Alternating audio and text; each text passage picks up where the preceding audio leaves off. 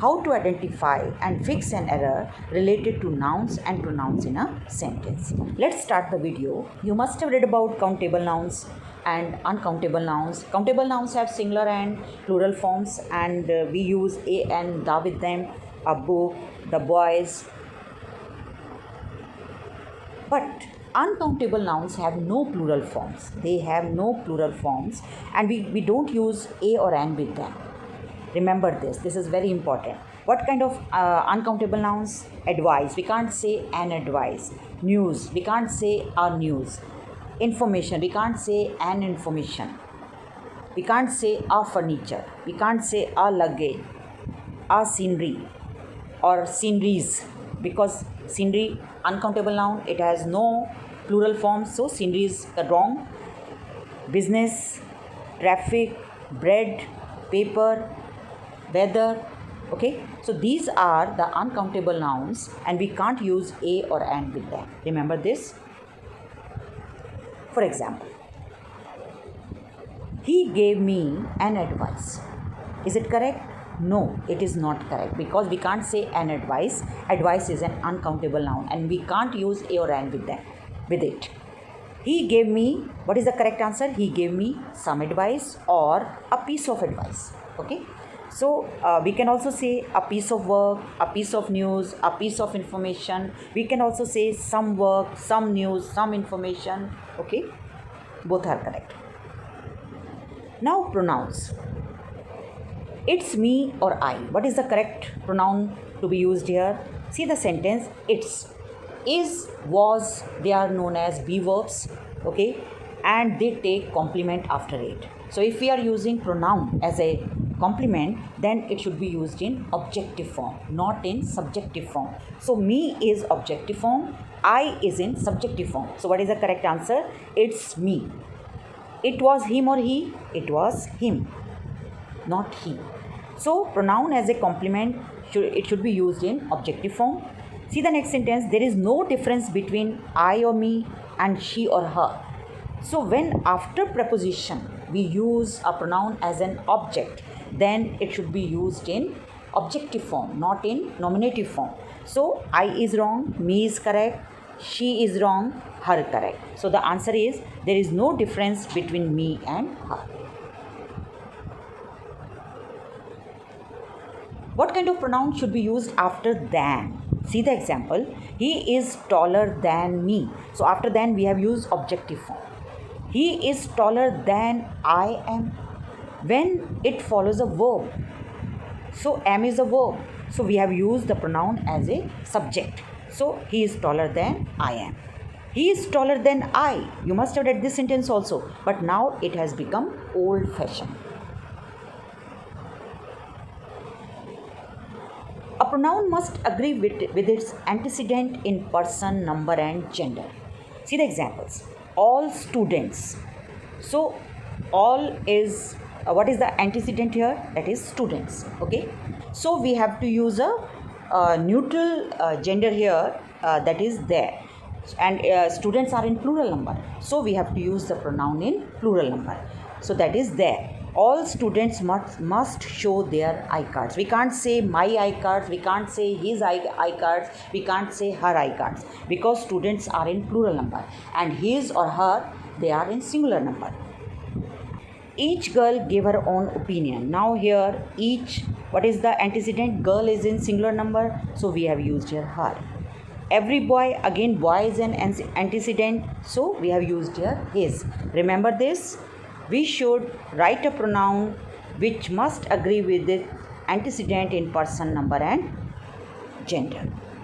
But in present day English, we are using a plural pronoun when we are referring to anyone, everyone, each, anybody, everybody. We are using plural pronoun they, their, them. Okay, remember this. Each of them had their opinion. Anyone can solve this sum if they try. Everyone finished work as fast as they could. Okay. So, if we are referring to anyone, everyone, each, anybody, everybody, we use a plural pronoun in present day English.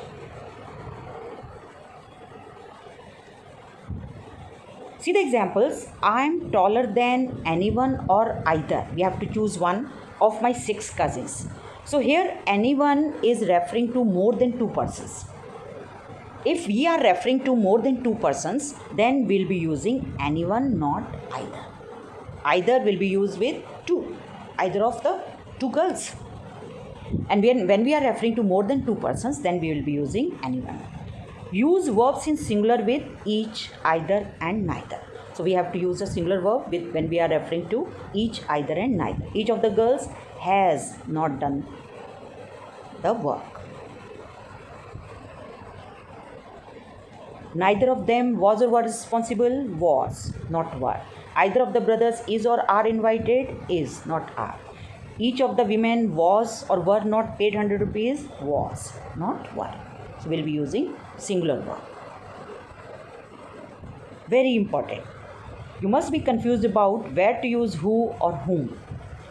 Remember, who is always a subject to a verb. It functions as a subject to a verb. And whom is always an object to a verb. When we are referring to an object to a verb, then we'll be using whom. When we are referring to a subject to a verb, then we'll be using who. Use who when you can replace a word with he or she, means as a subject.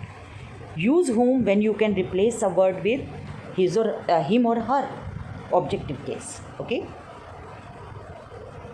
For examples, she is the girl who wants to go home. Who wants to go home. Okay.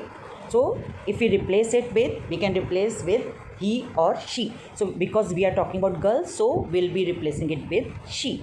So it is she who wants to go home. Okay. To whom this may concern. You must have read this line. So we have used here whom. This concern him or her, not he or she. So it is used in objective form. But who is used in place of whom only in defining clauses.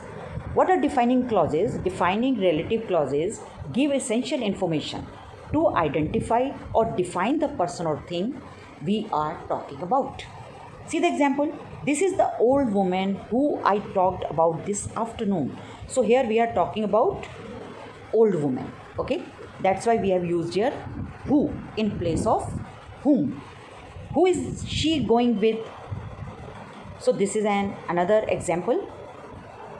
So here who is referring to the old woman, and here who is referring to she. So we have used here who in place of whom in defining clauses.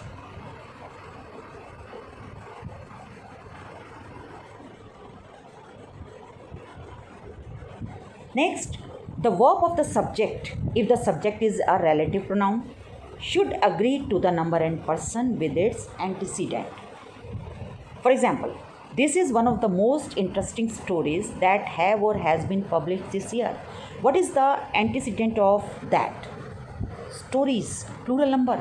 So the verb, you will be using verb according to stories. So the antecedent of that is stories. Okay, not one. So here stories. So that's why we'll be using the verb have, not has been. She is one of the most intelligent girls that have cleared the interview. So what is the antecedent here? Girls. Okay, intelligent girls, plural number. So accordingly we'll be using the verb have. Now test your knowledge, what you have learnt. Who or whom did you say was there? What is the correct answer? Who did you say was there? Okay. The man who or whom you wish to see is here. The man whom you wish to see is here. What beautiful sceneries or a beautiful scenery? Which one is correct? Because scenery is uncountable noun. And can you give me an advice or a piece of advice? Again, advice is an uncountable noun. We can't use an before it. He has eaten 2 breads, 2 loaves of bread. We can't say 2 breads. Bread is also uncountable noun. So do this exercise and share it with me. Thanks for watching the video. I hope your concept is clear.